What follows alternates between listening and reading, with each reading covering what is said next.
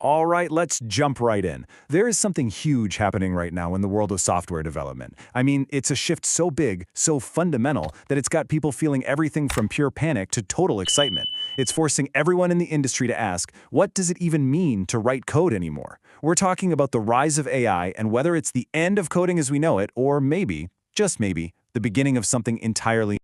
You know, this one comment from a Reddit user named Messy Kerbal, it just says it all. For a little context, Opus is one of the latest, most powerful AI models out there. And for this student, it's not exciting, it's disheartening. And this really gets to the emotional core of what's happening. Just imagine, you're a first-year student, you're learning the ropes, pouring hours into understanding the fundamentals, and then you see an AI that can seemingly do what you're trying to learn, but instantly. It's a feeling a lot of people are dealing with right now. So that really brings us to the big question, doesn't it? Is this the end of the line for software developers? Or are we just watching the job reinvent itself right before our very eyes? That's what we're going to dig into. We're going to move past that initial fear and try to get a real handle on what's going on. But, to figure out where we're going, we first have to understand where we came from. What does that term, software engineering, actually mean? It's not just about hammering out code. It's a real discipline with a whole history and a very specific purpose. See, back in the 1960s, the tech world had this massive problem they called the software crisis. Pretty much every big project was a mess. It was over budget, way behind schedule, and full of bugs. It was chaos. So in 1968, NATO actually held a conference to figure this out, and that's where they came up with the term software engineering. The whole point was to turn programming from this messy, unpredictable art form into a structured, reliable engineering discipline. And this is the official definition that came out of all that. Look at those keywords: systematic, disciplined, quantifiable.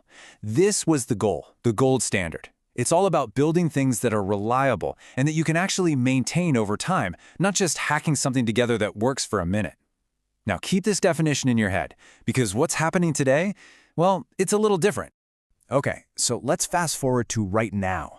That super-structured, disciplined world of classic software engineering, it's getting completely shaken up by something a lot more fluid, and maybe a little more chaotic.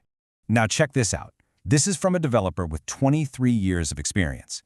He says, "I'm not really writing code anymore." Think about that for a second. Instead, he's spending his days managing a bunch of AI agents and just reviewing the thousands of lines of code they pump out.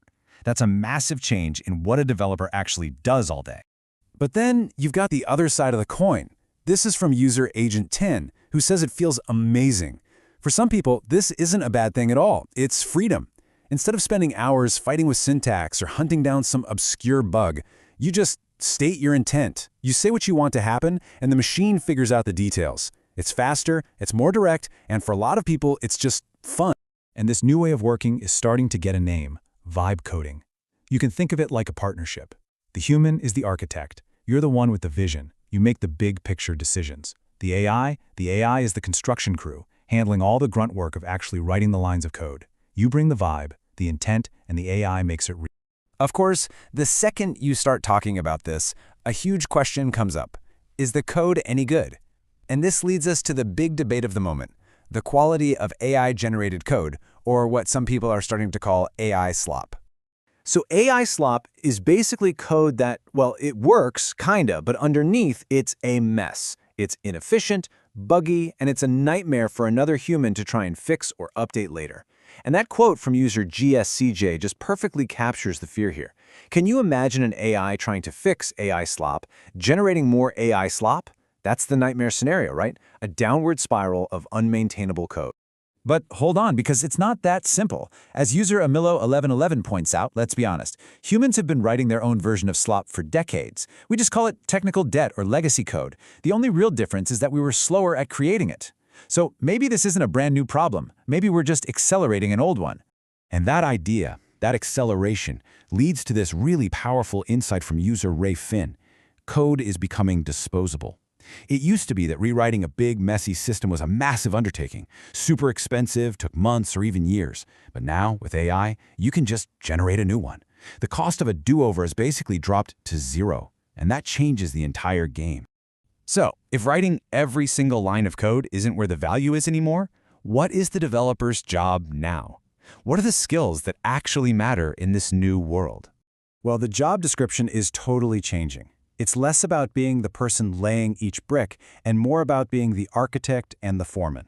You're an agent manager, telling AIs what to build. You're a code reviewer, but on a massive scale, acting as quality control. You're the architect, designing the whole system. And, most critically, you are the human in the loop, the one person who actually understands it all and can take final responsibility for it. And Reddit user Klassen just hits the nail on the head here. The real value isn't in typing. It's in the engineering, organizing the system, making sure it actually creates value, making it useful, verifying that it works correctly. These are those core principles of software engineering we talked about at the very beginning. They're not going away. If anything, they're becoming the entire job. And that brings us to our last point, and honestly, it might be the most important one. As we start handing over the how of coding to AI, the questions of why and should we become everything. We are stepping into a whole new ethical territory. This is the official code of ethics for professional software engineers. It lays out 8 core principles. And look at the very first one. Act in the public interest. It's a powerful reminder that this job has never just been a technical exercise. It carries real responsibility for people's safety, their privacy, and their well-being. And so, here it is, the question that cuts right to the heart of this entire shift. Principle 1.01 says an engineer must accept full responsibility for their own work. So, when an AI generates thousands of lines of code, who is responsible for it? The developer who typed the prompt? The company that trained the AI? This is no longer a technical problem. It's a deep ethical one. And maybe, just maybe, this last thought points us toward an answer. Perhaps the future isn't about obsessing over every single line of code, especially since it's becoming so disposable. Maybe the real work is to shift our focus and put all of our professional energy into validating the outcomes.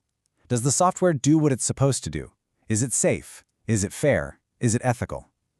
Validating outcomes, not just code. That might just be the new definition of software engineering.